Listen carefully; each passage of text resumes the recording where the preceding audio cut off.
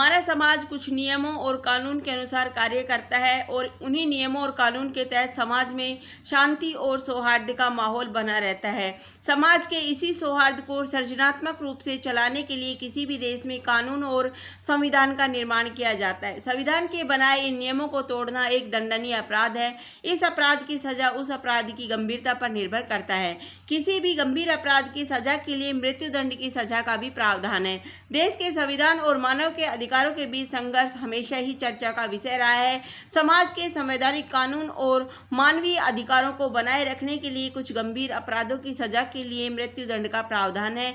इसे कानून के तहत अपराध को सिद्ध करके अपराधी को यह सजा सुनाई जाती है, जिसके कारण आक्रोश और इस प्रकार की गंभीर आपराधिक घटनाओं पर लगाम लगाया जा सकता है। मृत्युदंड क्या है? किसी व्यक्ति को उसके अपराध के लिए कानूनी प्रक्रिया के तहत उस अपराध को सिद्ध होने पर उसके प्राणांत की सजा को ही मृत्युदंड कहा जाता है। मृत्युदंड को कई नामों से जाना जाता है, जैसे डेथ पेनल्टी और कैपिटल पनिशमेंट। इसके तहत कुछ क्रूर अपराध जैसे हत्या, सामूहिक हत्या, बलात्कार, यौन शोषण, आतंकवाद, युद्ध अपराध, राजद्रोह इत्यादि मृत्युदंड की सजा के अधीन आती है। यह सामाजिक अवधारणा है कि समय के साथ ही दंड विधान की प्रक्रिया भी नरम होते जाती है और प्रचलित प्राचीनतम सजा धीरे धीरे प्रचलन से बाहर चली जाती है। मानवीय समाज की धारणा है कि समय के अनुसार समाज सभ्य होता जाता है और ऐसे सभ्य समाज में ऐसा कानून नहीं होना चाहिए जो उस सभ्य समाज की सभ्यता के अनुकूल न हो। फांसी की सजा को भी इसी कसौटी में परखा जाता है। मृत्युदंड भारतीय दंड संहिता में हत्या के अपराध को दो श्रेणी में बांटा गया है, एक इरादतन और दूसरा गैर इरादतन हत्या। सोच समझकर और जानबूझकर की गई हत्या को इरादतन हत्या की श्रेणी में रखा गया है और अपने बचाव या ऐसे जन्म परिस्थिति में की गई हत्या को गैर इरादतन हत्या की श्रेणी में रखा गया है। हत्या की परिस्थितियों, उसकी जघन्यता, क्रूरता आदि को ध्यान में रखकर न्यायाधीश उस अपराध की सजा सुनाते हैं।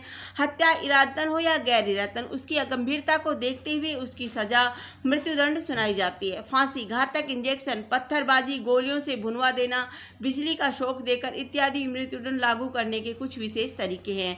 समानुसार कई देशों में मृत्युदंड की सजा को समाप्त कर दिया गया है और कई देशों में कानून व्यवस्था को बनाए रखने के लिए आज भी वहां मृत्युदंड का प्रावधान है, जैसे भारत, चीन, सऊदी अरब, मिस्र, पाकिस्तान, संयुक्त राज्य अमेरिका, नाइजीरिया, जापान, ईरान इत्यादि अन्य देशों में फांसी की सजा का प्रावधान आज भी है। भारत में मृत्युदंड की सजा का इतिहास। विश्व भर में मृत्युदंड की सजा किसी व्यक्ति को उसके अपराध के लिए दी जाने वाली सबसे बड़ी सजा के रूप में जाना जाता है। भारतीय इतिहास में इसका प्रचलन काफी पुराना है, लेकिन हाल के कुछ समय में मृत्युदंड के प्रावधान को खत्म करने की चर्चा काफी हो रही है। भारत का संविधान सन 1950 में लागू किया गया था। इससे पहले अंग्रेजी हुकूमत में मृत्युदंड की सजा आसानी से दी जाती थी। भारतीय संविधान लागू होने के प्रथम 5 वर्ष में किसी को भी उसके गंभीर अपराध के लिए मृत्युदंड की सजा का प्रावधान था, क्योंकि उस समय मृत्युदंड की सजा का प्रावधान प्रचलन में था। इसके बाद उनके अपराधों की सजा में कुछ बदलाव किया गया। भारतीय संविधान में किसी अपराधी की सजा उसके अपराध की क्रूरता को ध्यान में रखकर दी जाने की प्रक्रिया शुरू की गई। अपराधी व्यक्ति की क्रूरता को ध्यान में रखकर उसके अपराध की सजा उम्र कैद या मौत की सजा में मुकम्मल की जाने लगी। आगे चलकर कानून में बदलाव होते रहे और 1973 में गंभीर आपराधिक मामलों में कुछ संशोधन किया गया। सत्र के न्यायाधीश ने अपराधी को उम्र कैद या मौत की सजा का प्रावधान रखा गया। किसी विशेष मामले में ही मौत की सजा का प्रावधान रखा गया है। मृत्युदंड के कुछ सकारात्मक पहलू। हम सभी को पता है कि अपराधी को दी जाने वाली मृत्युदंड की सजा सबसे आखिरी और सिर सजा है। कोई भी अपराध करने वाला व्यक्ति कानून का अपराधी होता है और उसे उसके अपराधों की सजा दी जाती है। किसी व्यक्ति को उसके अपराधों की सजा मृत्युदंड दी जाती है तो उसका अपराध भी उच्च किस्म का होगा, जो कि जनता और समाज के लिए नुकसानदायी साबित होगा। कुछ विशेषज्ञों को तो यह मानना है कि मृत्युदंड को लेकर समाज में धारणा भी प्रदर्शित होती है कि बुरे के साथ हमेशा बुरा और अच्छे के साथ हमेशा ही अच्छा होता है। आपराधिक गतिविधि पर रोकथाम। किसी भी अपराधी को उसके द्वारा किए गए जघन्य अपराध के लिए उसको मृत्युदंड की सजा दी जाती है। इस प्रकार की सजा से समाज के अपराधी और समाज को एक संदेश जाता है कि हमें इस तरह का अपराध नहीं करना चाहिए। समाज के अपराधियों और लोगों को एक संदेश और उनके मन में एक डर पैदा हो जाता है। मृत्युदंड की सजा देने से अपराधियों के मन में यह बात बैठ जाती है कि अगर हम किसी के जीवन को नष्ट करें या उसके जीवन को किसी भी तरह का नुकसान पहुंचाए तो हमें इसकी सजा मृत्युदंड के रूप में मिलेगी। इस सजा का डर उनकी आपराधिक घटनाओं पर लगाम लगाने का कार्य करती है। पीड़ित परिवार को न्याय मिलता है। किसी भी अपराधी के द्वारा किए गए ऐसे जघन्य अपराध की सजा पीड़ित के साथ साथ उसके परिवार को भी मिलती है, जैसे कि बलात्कार, हत्या, बाल शोषण इत्यादि। जैसे जघन्य अपराध की सजा पीड़ित और उसके सारे परिवार को भुगतनी पड़ती है। इस प्रकार के अपराध के लिए जब किसी अपराधी को मृत्युदंड की सजा मिलती है तो पीड़ित के साथ साथ उसके परिवार को भी न्याय मिलता है। पीड़िता के परिवार के मन में एक संतोष का भाव होता है और वो अपने जीवन में सकारात्मकता के साथ आगे बढ़ सकते हैं।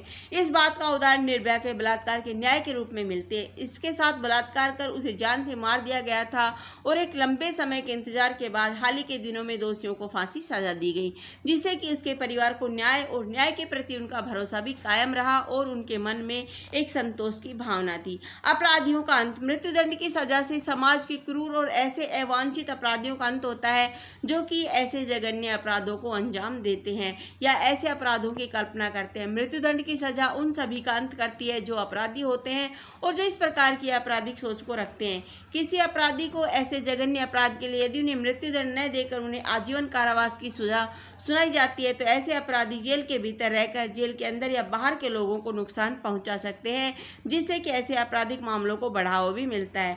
ऐसे अपराधियों को जेल में रखने से हमारी सरकार को भी नुकसान होता है, उनके ऊपर हमारे समाज के अन्य कार्यों के लिए दिए गए पैसों का नुकसान भी होता है।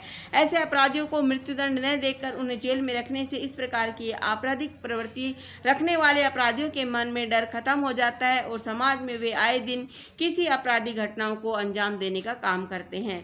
मृत्युदंड के पक्ष में एक कुछ सकारात्मक तथ्य। मृत्युदंड के पक्षकारों का मानना है कि मृत्युदंड की सजा भारत में ही नहीं बल्कि अमेरिका जैसे उदार लोकतांत्रिक देशों में बरकरार रखा गया है।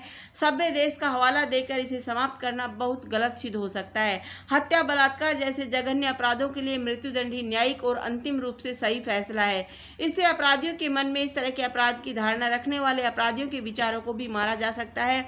मृत्युदंड के समर्थन में पक्षकार मानते हैं कि इस प्रकार का जघन्य अपराध करने वाला व्यक्ति किसी के जीवन जीने का अधिकार छीन लेता है, उसके एवज में उसे मृत्यु देना सही फैसला है। इससे पीड़ित को न्याय मिलता है। मृत्युदंड की सजा का अंदाजा अपराधियों से नहीं बल्कि समाज में ऐसे विचार रखने वालों पर इसके असर से लगाना चाहिए।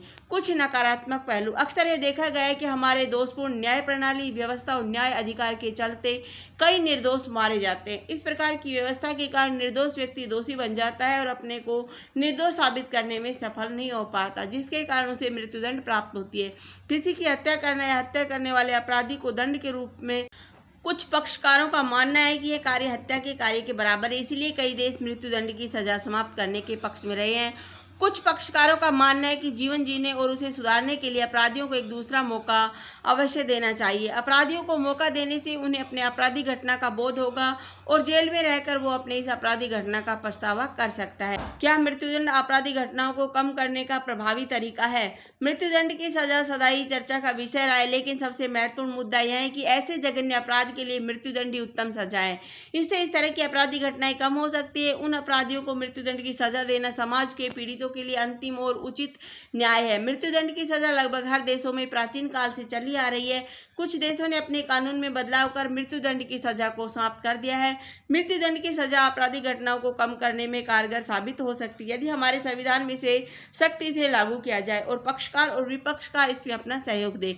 कभी कभी हमें इस बात से हैरानी होती है कि हमारे कानून में इस प्रकार की सजा के बावजूद भी ऐसी आपराधिक घटनाएं बार बार होती है। इसका श्रेय मैं मृत्युदंड के विपक्षकारों को देना चाहती हूँ। किसी भी अपराधी को उसके क्रूर अपराध के लिए सजा दी जाती है जो कि मानव और समाज हित के लिए होती है। इसके लिए आप पछतावा न करें, बल्कि उन अपराधियों को पछताने दे जो ऐसा काम करते हैं और ऐसा करने की सोच रखते हैं। बढ़ते अपराध और कुछ तथ्य बताते हैं कि इतनी कठोर सजा होने के बाद भी आपराधिक मामलों में कमी देखने को नहीं मिलती। इसके लिए न्याय प्रक्रिया और हमारा कानून जिम्मेदार है। अगर लोगों में मृत्युदंड का भय होता तो वो ऐसे अपराध कभी नहीं करते और हमारे देश के कानून को भी चाहिए कि इसे सख्ती के साथ लागू करे। कोई भी अपराधी अपराध करने से पहले नहीं सोचता कि इस तरह का अपराध वो या तो गुस्से में करता है, बदले की भावना से करता है, जो एक जघन्य अपराध है। इसके लिए हमारे कानून को सख्ती से लागू करने और ऐसे अपराधों में अपराध साबित होने पर त्वरित कार्रवाई करने की आवश्यकता है। हमारे संविधान में ऐसे कार्य करने की सजा और इस क्रूर अपराध को न करने के लिए लोगों में जागरूकता लानी होगी, जिससे कई अपराधों को खत्म किया जा सके। निष्कर्ष, मृत्युदंड की सजा क्रूर अपराध और असाधारण अपराध करने वालों के लिए सर्वोत्तम सजा के रूप में दुनिया की सारी सभ्यताओं में इसका प्रचलन है। आदिकाल से ही मृत्युदंड की सजा यातना और दर्दनाक होती है। वर्तमान समय के संविधान प्रणाली और कानून व्यवस्था में एक महत्वपूर्ण बदलाव की आवश्यकता है ताकि दोषियों को सजा मिले और ऐसे विचार रखने वालों के मन में डर पैदा हो सके और इस प्रकार के अपराधों से हमारे समाज को मुक्ति मिले। धन्यवाद। जय हिंद, जय